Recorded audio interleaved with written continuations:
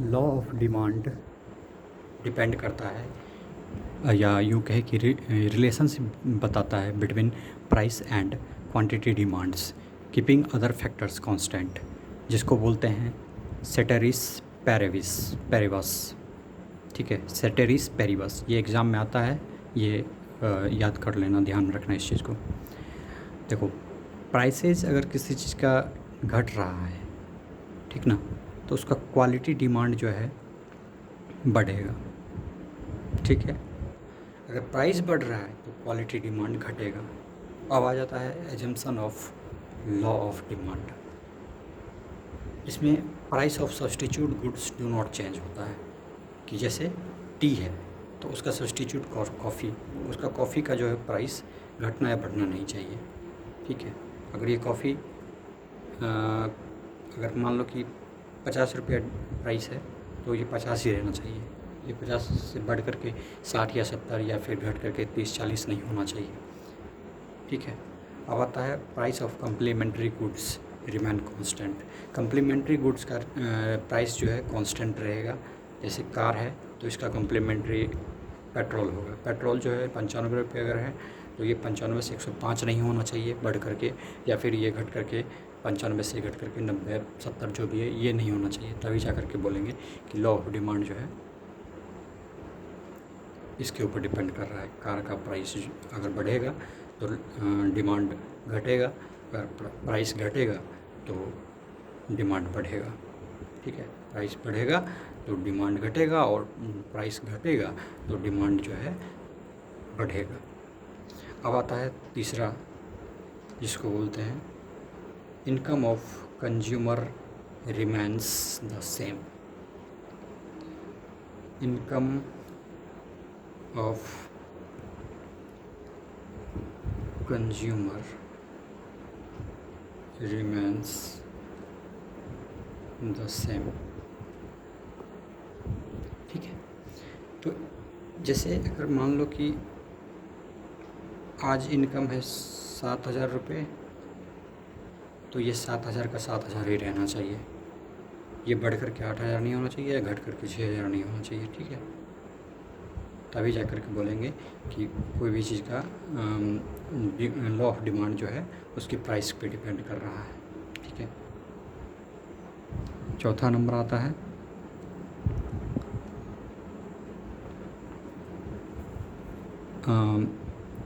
Expectations of change in price in the future. Future में जो है प्राइस नहीं बदलेगा, प्राइस में चेंज नहीं आएगा, इस चीज़ का उम्मीद रखते हैं। ठीक ना, there is no expectation of change in price in the future. ठीक है, फ्यूचर में उस चीज़ का प्राइस नहीं बढ़ेगा, इस चीज़ का उम्मीद रखते हैं। अगर ऐसा है तो फिर उसका डिमांड जो है डिपेंड करेगा उसके प्राइस पे, कोई भी चीज़ का। ठीक है, अब पांचवा आता है tests and preference of the consumer remain the same. Test and preference of the consumer remain the same. जो कंज्यूमर है उसका प्रेफरेंस नहीं बदलेगा, कि ये वस्तु चाहिए तो चाहिए ही चाहिए, ये नहीं चाहिए तो दूसरा कुछ चाहिए, ऐसा कुछ नहीं होगा। जो है जो जो प्रेफरेंस है उसका वही रहना चाहिए, उसका टेस्ट नहीं बदलना चाहिए। ठीक है, तो अब आगे बताते हैं।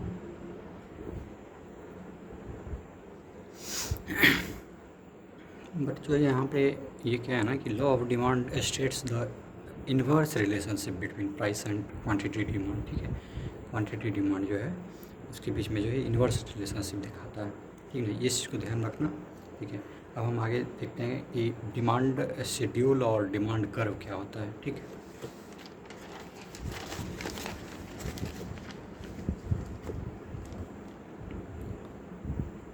Demand schedule demand curve.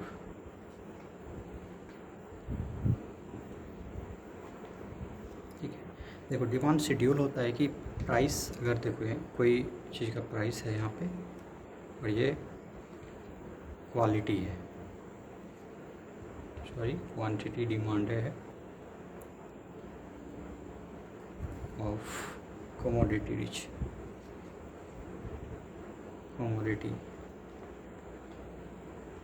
जो एक्स, ठीक ना, इन यूनिट है, इन यूनिट्स, और ये प्राइस जो है इन रुपीज़ है, इन रुपीज़। ठीक, अब एक यहाँ पे चार्ट बना लेता हूँ, टेबल बना लेता हूँ, इसमें कि यहाँ पे मान लो कि प्राइस 5 यूनिट है, 5 रुपये है, तो उसमें जो है 1 यूनिट जो है उसका क्वांटिटी कमोडिटीज़ का मिल रहा है हमको। ठीक है, और प्राइस अगर घट रहा है या 5 से 4 हो गया तो कमोडिटीज़ जो है 2 यूनिट हो गया। ठीक ना, अगर प्राइस 3 यूनिट है तो ये 3 यूनिट है, ये 2 यूनिट है तो ये 4 यूनिट। मीन्स कि मतलब प्राइस अगर घट रहा है तो ये जो है इंक्रीज करते रहेगा। ठीक ना, और इसी तरह से इसी चीज़ को डिमांड शेड्यूल को ही रिप्रेजेंट करते हैं डिमांड कर्व के रूप में। जब इसको ग्राफ पे रिप्रेजेंट करते हैं वाई एक्सिस और ये एक्स एक्सिस में, तो ये प्राइस है मान लो, ये क्वांटिटी डिमांडेड है इन यूनिट्स। ठीक है, प्राइस रुपीज़ में है दिया हुआ। ठीक है, ये 0 एक्सिस है, ये 1 2 3 4 5, 1 2 3 4 5। ठीक है, अब बोल रहा है कि यहाँ पे स्लोप जो है इस तरह से घटते चला जाता है, स्लोप डिक्रीजिंग होता है, डाउनवर्ड होता है। क्यों? क्योंकि ये इन्वर्स है। अगर प्राइस यहाँ पे 5 रुपये है तो ये डिमांड जो है, डिमांड इसका ये पी पे है, तो ये पी क्या है, इसको रिप्रेजेंट कर रहा है 1 यूनिट को। ठीक है, ये 4 यूनिट है तो ये 4 यूनिट यहाँ पे आएगा और यहाँ पे इसको 2 यूनिट को रिप्रेजेंट करेगा, 4 रुपये। तो यहाँ पे ठीक इसी तरह से 3 यूनिट, 2 यूनिट, 1, मतलब 1 रुपया जो है 5 यूनिट को रिप्रेजेंट कर रहा है, 2 रुपये जो है 4 यूनिट को रिप्रेजेंट कर रहा है। मतलब कि प्राइस अगर बढ़ रहा है तो डिमांड जो है, डिमांड घटते जा रहा है। ठीक है, अगर प्राइस घट रहा है, यहाँ पे देखते रहो, प्राइस 5 रुपये है तो डिमांड जो है एक यूनिट है, 1 यूनिट मिल रहा है। अगर प्राइस घट रहा है तो 2 यूनिट ज़्यादा, अब 2 यूनिट मिलने लग गया है। 3 यूनिट, 3 यूनिट, 2 यूनिट, 2 रुपया तो 4 यूनिट मिल रहा है, 1 रुपया तो 5 यूनिट मिल रहा है। ठीक है, और यही अगर इन्वर्स रिलेशनशिप नहीं होता दोनों के बीच में, डायरेक्ट रिलेशनशिप होता तो फिर ये अपवर्ड जाता है, ऐसे ये बढ़ते चला जाता, मतलब प्राइस भी बढ़ रहा होता और क्वांटिटी भी बढ़ रहा होता, क्वांटिटी का डिमांड भी बढ़ रहा होता। ठीक है, तो अब कुछ और फैक्ट्स हैं इसमें, उसको जान लेते हैं। तो आगे देख लेते हैं।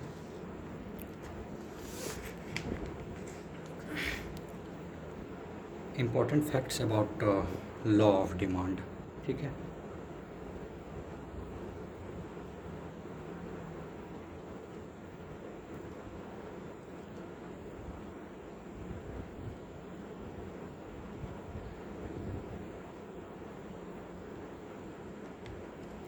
पहला है इन्वर्स रीड, जो कि हम लोग अभी तक पढ़ते आ रहे हैं, इन्वर्स रिलेशनशिप।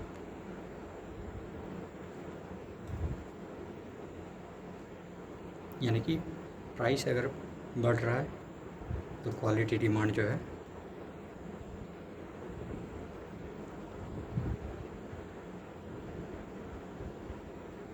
डिक्रीज करेगा।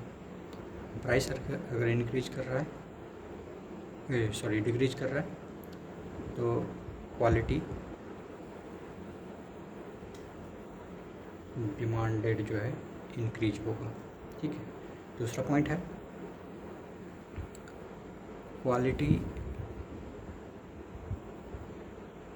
Qualitative not quantitative. मतलब ये कि क्वालिटेटिव जो है, मतलब कि ये बोल रहा है कि कोई भी चीज़ का प्राइस अगर इंक्रीज कर रहा है तो इट मीन्स कि मान लो कि अगर 10% इंक्रीज कर रहा है तो उसका डिमांड जो है डिक्रीज करेगा 10% ही। ये कोई ज़रूरी नहीं है, ठीक ना। कितना डिक्रीज करेगा ये हम नहीं जानते हैं, बट इतना ज़रूर है कि डिक्रीज करेगा, ठीक ना। परसेंटेज इसका कितना इंक्रीज कर रहा है उतना ही डिक्रीज करेगा, ऐसा ज़रूरी नहीं है। लेकिन ये ज़रूरी है कि ये इंक्रीज किया है तो ये डिक्रीज करेगा, ये डिक्रीज किया है तो ये इंक्रीज करेगा। ठीक है, समझ में आ रहा है। ये परसेंटेज 10% है तो 10% ही इंक्रीज करेगा, ऐसा ज़रूरी नहीं है। इसको एक अगर लैंग्वेज फॉर्म में लिखा जाए तो कैसे लिख सकते हैं, it only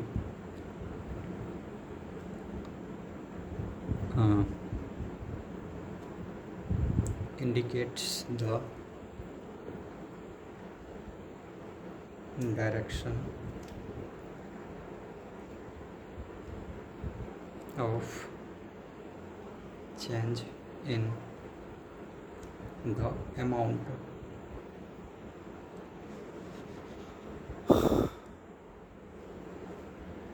demanded and does not indicate the magnitude of change। ठीक है, यहाँ तक समझ में आ गया। अब आगे की बात बताते हैं कुछ और। यहाँ पे क्या होता है ना कि ये एरिया जो है दिखता नहीं है, ठीक है, तो उसके लिए कंप्रोमाइज़ मत करना भाई, थोड़ा सा मतलब सॉरी कंप्रोमाइज़ कर लेना, ठीक है, क्योंकि ये जो है अभी बहुत ही पेचीदा हालात है, तो थोड़ा सा कंप्रोमाइज़ कर लो। कोई नहीं, आगे की पॉइंट्स मैं यहाँ पे लिख दे रहा हूँ।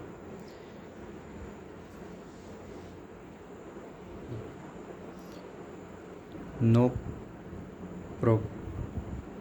proportional relationship, मतलब ये कि जो पहले ही बता चुके हैं कि अगर प्राइस 10% इंक्रीज कर रहा है तो क्वांटिटी जो है उसका डिक्रीज करेगा, बट 10% ही डिक्रीज करेगा, ये कोई ज़रूरी नहीं है। ठीक है, अगर 5% इंक्रीज कर रहा है तो 5% ही डिक्रीज करेगा, ऐसा कोई ज़रूरी नहीं है। अगर इसको रिटर्न फॉर्म में लिखा जाए तो इसको लिख सकते हैं, does not establish any proportional relationship between change in price and the resultant change in demand। ठीक है, देखो अगला पॉइंट है वन साइडेड।